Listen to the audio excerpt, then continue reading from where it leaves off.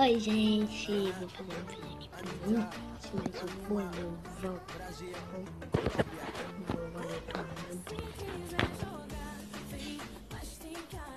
Então, voltei, né?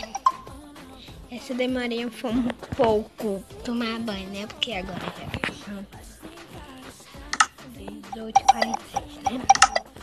Gente, eu vou mostrar o mundo, tá bom? O mundo aqui.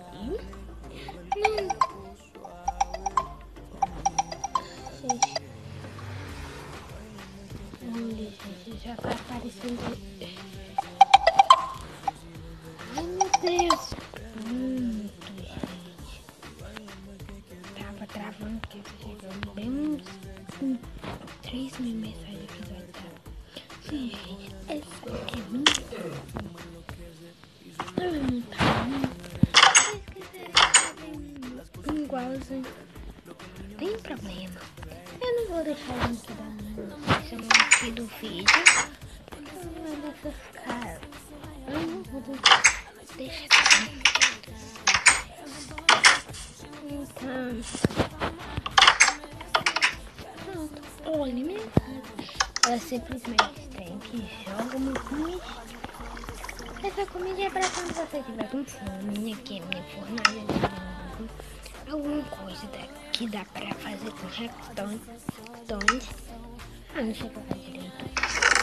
Pau pra colocar essas coisinhas.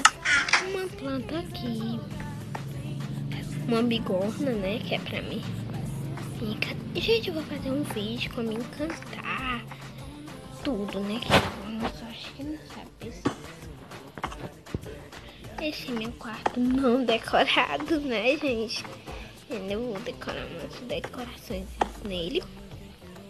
E por último, meu último andar, que é isso daqui.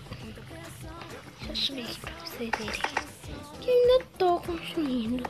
Gente, se você está curioso de ver aquela outra casa ali, sabe o que é que vocês precisam fazer? Eu quero aqui 10 likes aqui nesse vídeo, tá bom? 10 likes nesse vídeo. Tão curioso? Pois deixe 10 likes no vídeo. Que eu mostro essa graça pra vocês. Então esse foi o vídeo e tchau.